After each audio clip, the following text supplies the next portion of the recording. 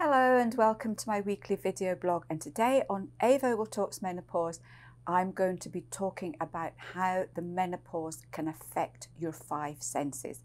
If you like my tips and advice, then please subscribe and remember to hit the bell icon so you can be notified of all my new videos.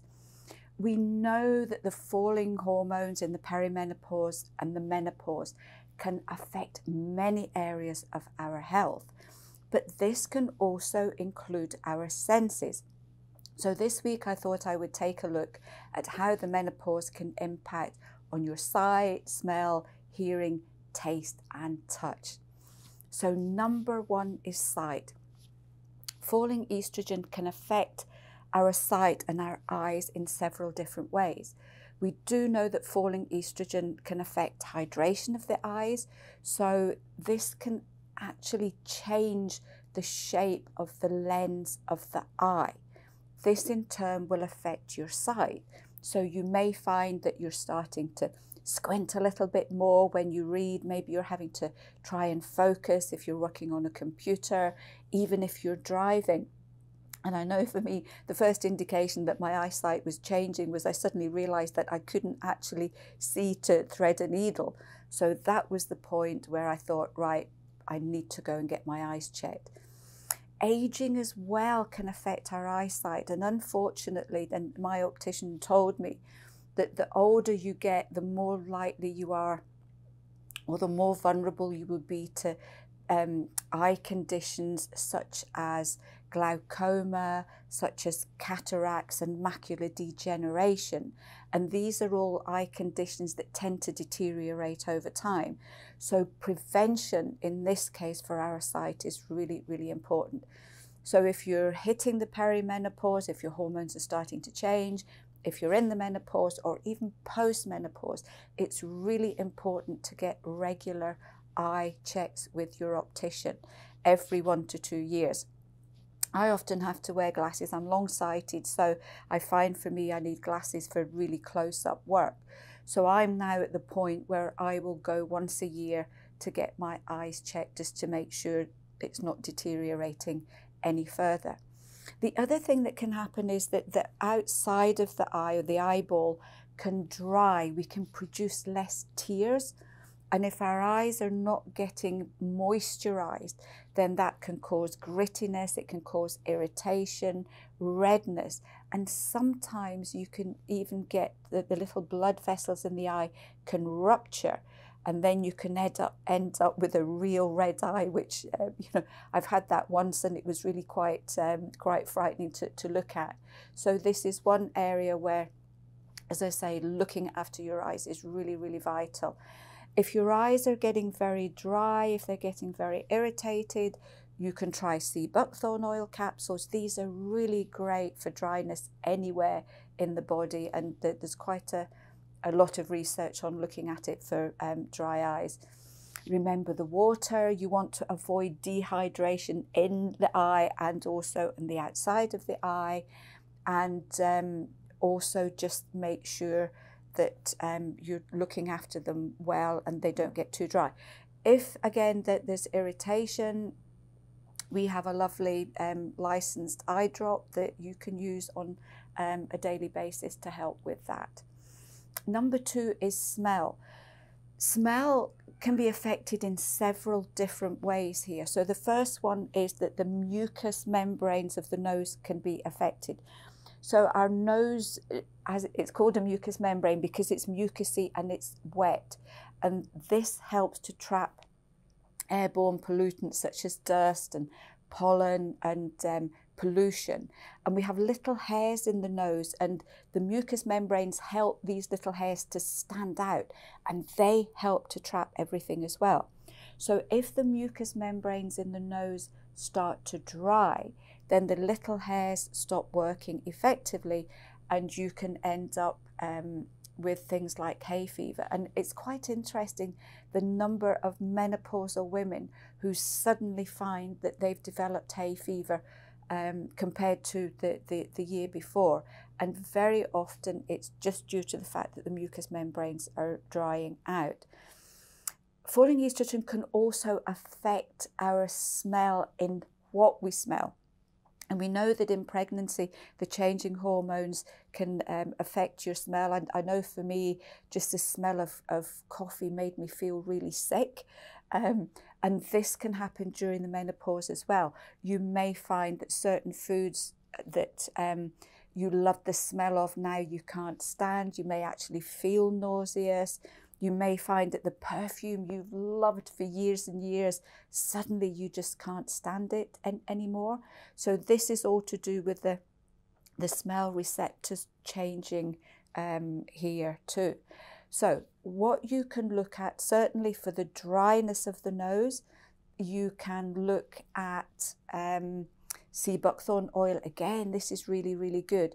Look at zinc. Now, zinc is a really important mineral for the menopause because it's needed for so many bodily functions. But zinc is also important for our sense of smell and taste, and we need more zinc during the menopause. So it may be, you might be a little bit low in zinc, so a zinc supplement on a daily basis can be really helpful here. And you're looking at roughly 15 milligrams a day, just taken ongoing. Remember the water too, because if you're dehydrated generally, then that's going to affect the mucous membranes anywhere in the body. So we've got hearing. Again, there can be different areas that are affected here. We have the added sort of negativity of our hearing can deteriorate as we age, but again, with all the hormonal changes going on, that can affect our hearing too. We may find that we're more prone to blocked ears, especially if you're getting sinus problems or allergies, then you're more likely to end up getting blocked ears, which can affect your hearing. We know as well, which is quite interesting, that for some women, they say the complete opposite. Their hearing is more sensitive. They can hear more noises. Noises grate on them. They find that they don't want to go into crowded places like supermarkets because the noise can become overwhelming. For this one, if you feel that your hearing is changing in any way, please get this checked out first of all, just to make sure that nothing else is going on. If it's more to do with blocked ears, then we have a really nice remedy called Plantago, which is known as an ear, nose and throat herb. Number 4 is taste. This is a huge one here because, again, several different things can be at play. Our mouth is another mucous membrane, so like the nose, it can start to dry.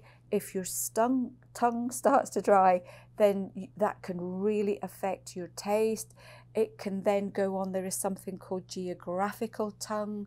There's also burning mouth syndrome. So these two can both be affected by falling estrogen, and they will affect your taste. And both of these conditions can also make eating really painful. And if your mouth is dry, then that's going to affect your digestion because you're not going to be able to break your food down. In the whole digestive process, the first step is mixing the food that you're eating with saliva to start the whole digestive process down. So if you can't chew your food properly because your mouth is really dry, then that can have an impact on your digestion, as well as the fact that if your mouth is really dry, it can be hard to swallow what you are eating here. So again, with this one, smell and taste can be connected. So you'd be looking at a zinc supplement, you would be looking at your sea buckthorn oil, and remember the water. With this one too, especially if the gums are affected, and also maybe you're not producing enough saliva, it's a good idea to check with your dentist, because the other thing that can happen is that the salivary ducts in the mouth can become blocked, and that can also affect the production of your saliva. You could also look at the herb centurium, as this is known to help with digestion in the mouth. It's one of these herbs that it's what's called a bitter, and bitter herbs help to promote salivation. So that's something you could try to remember. The water, if your mouth is getting really dry, that's another one that you need to just double check. Number 5 is touch. Again, there can be several different things going on here. Our skin tends to dry as we go through the menopause. Falling estrogen affects our hydration. And if your skin starts to dry, it can get thinner. And as it gets thinner, it can become more sensitive. So you may find that clothes that you could wear quite happily, especially natural fibres like wool or mohair, you may find that they start to itch. You may find that your skin is getting sensitive to the washing powders that you're using. So again, itchy skin and sensitive skin can be a huge part of menopause symptoms. And itchy skin is one of probably in the top 10 symptoms of what women can experience. Your skin can sometimes, for some women, become less sensitive. So you may find that you end up sort of damaging the skin a little bit more. You're not so sensitive to heat, so you might find that you're burning your hands a little bit more, especially when you're cooking. You may get tingling sensations. These can often happen in the skin, and there's a condition called formication, which feels like little insects or ants running up and down the inside of your skin. So there's no visible symptom of this going on, but it feels really, really uncomfortable. So again, with this condition, you're looking at taking supplements that help to keep the skin moisturized. So that would be your sea buckthorn oil. You can look at either supplements or cream that contain hyaluronidase. I have a job saying that in the actual cream, because that can be really good for helping with the skin. I think it's called hyaluronic acid. So if you look for supplements or creams with that in, that can be a really great one for keeping your skin moist. Also remember the water, loads of water to keep your skin well hydrated. If you're getting the tingling, just get that double checked, especially if it's in the feet. If you're getting a lot of tingling in the feet, then it can be due to poor circulation. It can be due to something called peripheral neuropathy. It could also be due to diabetes. So this is one that's really important to double check if you're getting it on a regular basis. But you could also add in a good magnesium supplement to help with any kind of nerve issues as well. So I hope you found this one helpful. It's quite a big subject, so I've really just touched on it. And there will be links. All of these I have done in more detail, so there will be links if you want to look into it a little bit more. And if you have any comments, if you have any issues that you have had to deal with and what you've done to help yourself, please share them, because we would all love to hear about them. And until then, I will see you next week for another edition of A. Vogel Talks Menopause.